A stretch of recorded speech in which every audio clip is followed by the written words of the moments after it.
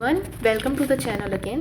Now firstly we will revise three types of stresses: completely reverse stress, repeated stress and general fluctuating stress.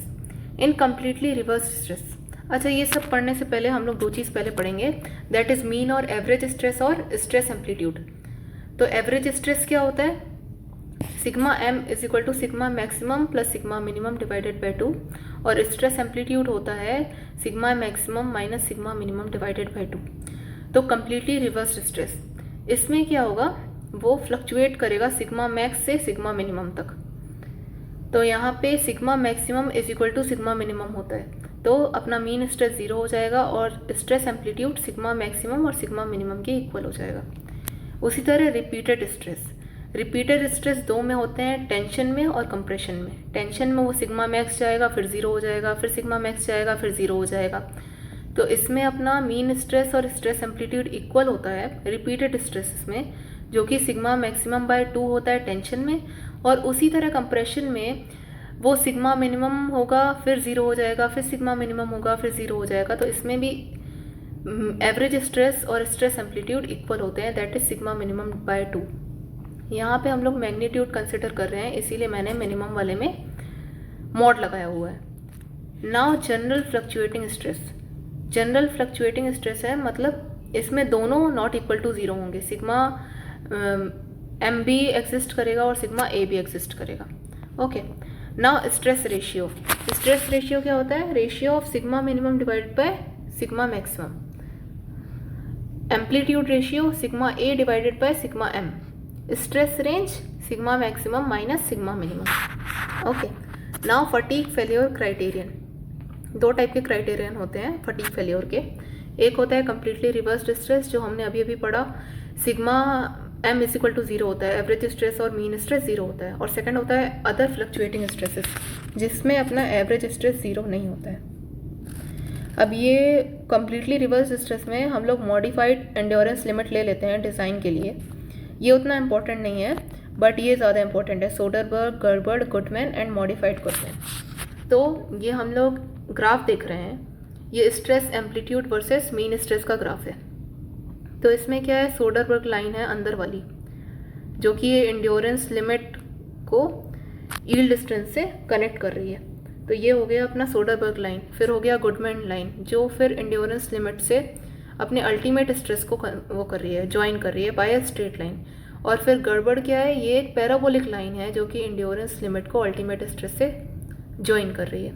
तो यहाँ पे इसका graph का मतलब ये है कि कोई भी पॉइंट अगर ये लाइन के बाहर साइड जाएगा, मतलब राइट साइड जाएगा, तो वो कंपोनेंट फेल उसको कंसिडर किया जाएगा. मतलब वो डिज़ाइन पॉइंट ऑफ व्यू से उसको कंसिडर नहीं किया जाएगा. तो यहाँ पे मोस्ट कंजर्वेटिव लाइन कहा जाता है सोडरबर्ग लाइन को, क्योंकि कोई भी पॉइंट अगर इसके बाहर गया तो मीन्स उस पॉइंट के अकॉर्डिंग डिज़ाइन नहीं होगी, उससे कम पॉइंट के अकॉर्डिंग डिज़ाइन किया जाएगा. तो यहाँ पे ये फॉर्मूलों से क्वेश्चंस बहुत आते हैं. तो सोडरबर्ग लाइन का सोडरबर्ग इक्वेशन क्या है? Sigma A divided by S E, that is endurance limit, plus sigma M divided by S Y is equal to 1/FOS. Goodman का क्या होगा? जैसे ये सोडरबर्ग किसको कनेक्ट कर रहा है? एंड्योरेंस लिमिट को कनेक्ट कर रहा है यील्ड स्ट्रेंथ से. और एंड्योरेंस लिमिट कौन सा?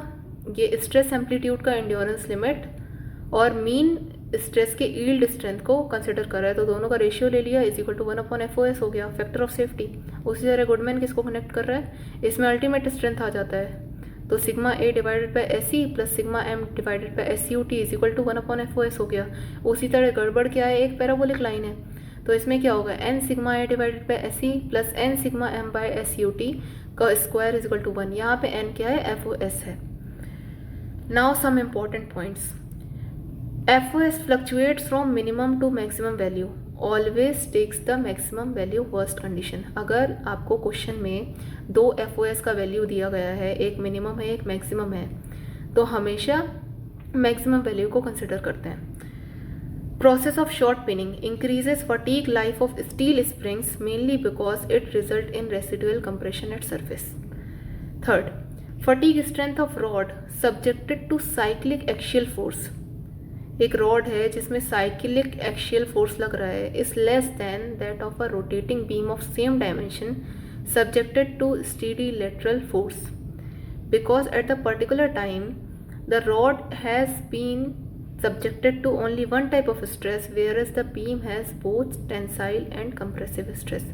तो बीम क्या होगा, बीम में दोनों टेंसाइल और कंप्रेसिव स्ट्रेस लग रहे हैं तो वो जल्दी पहले फेल होगा बीम, इसीलिए फटीग स्ट्रेंथ रॉड का ज़्यादा है और बीम का कम है, क्योंकि रॉड में क्या लग रहा है, एक ही टाइप का फोर्स लग रहा है और वो जो बीम है उसमें दो टाइप के टेंसाइल और कंप्रेसिव स्ट्रेस दोनों लग रहे हैं.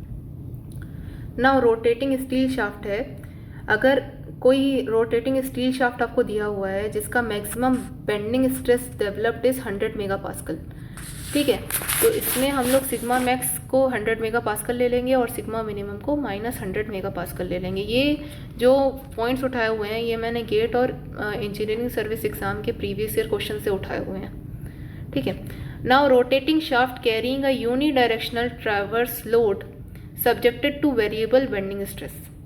अब एक जो रोटेटिंग शाफ्ट है जिसमें यूनिट डायरेक्शनल ट्रैवर्स लोड लग रहा है वो किस पे subjected to variable bending stress. Now ये इक्विवेलेंट बेंडिंग मोमेंट और इक्विवेलेंट टॉर्क का फॉर्मूला है जो कि half m plus √m² plus t² और उसी तरह इक्विवेलेंट टॉर्क का फॉर्मूला है m² प्लस t², जहाँ पे m क्या है बेंडिंग मोमेंट और t क्या है टॉर्क. अब अगर साइज ऑफ स्पेसिमेन बढ़ता जाएगा तो एंड्योरेंस लिमिट कम होता जाएगा, ये भी एक पॉइंट था.